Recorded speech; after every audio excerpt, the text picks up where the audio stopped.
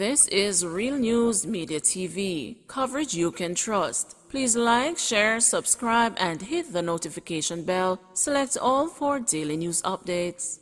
Good night, Real News Media TV family. Welcome back to the channel for another news update for November 11, 2022. And in the news tonight, several homeless after fire got homes in central Kingston. About 15 adults and several children are now homeless after a larger fire gutted several houses on Fleet Street in central Kingston this afternoon.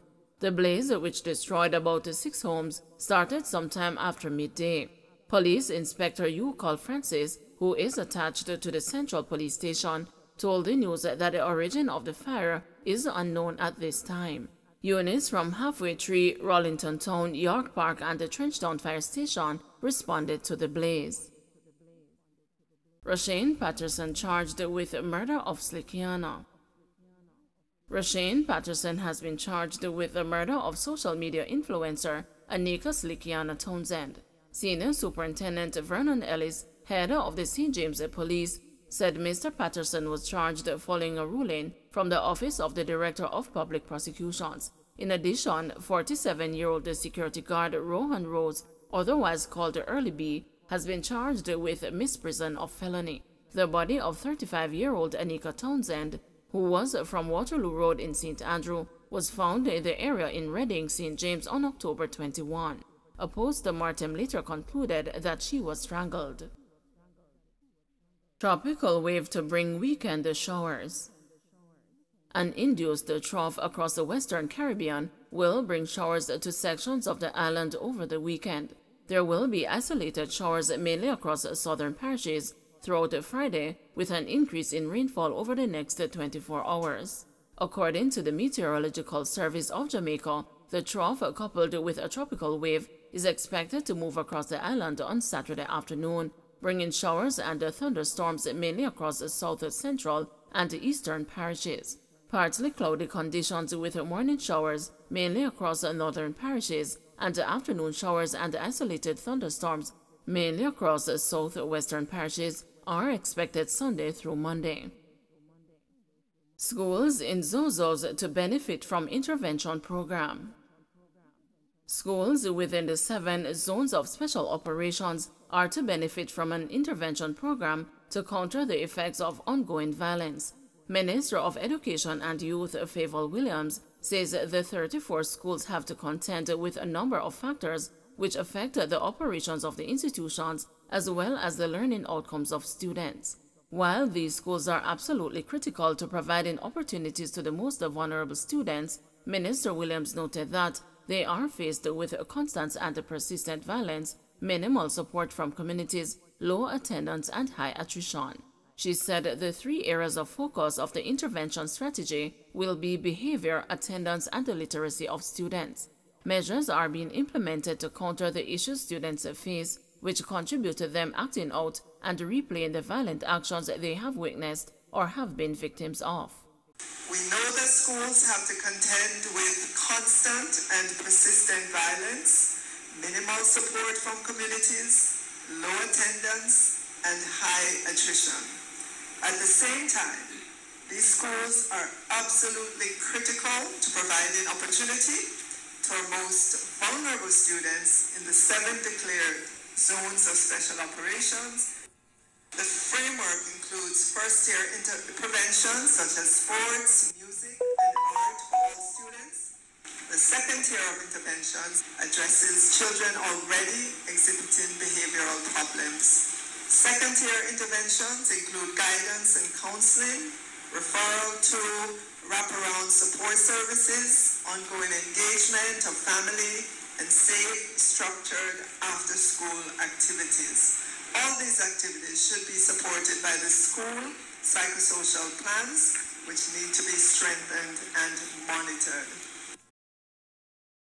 Woman dies in St. Anne crash. The Accident Investigation and Reconstruction Unit at the Area 2 headquarters and the St. Anne Police Traffic Department are trying to determine what caused an accident that claimed the life of a woman on the Landover Main Road early Friday morning. The deceased is 21-year-old Keisha Daly of a Sandy Bay, Hanover address. It is reported that around 6 a.m., a tractor-trailer that was traveling westerly towards Montego Bay collided with a Toyota Voxy traveling in the opposite direction.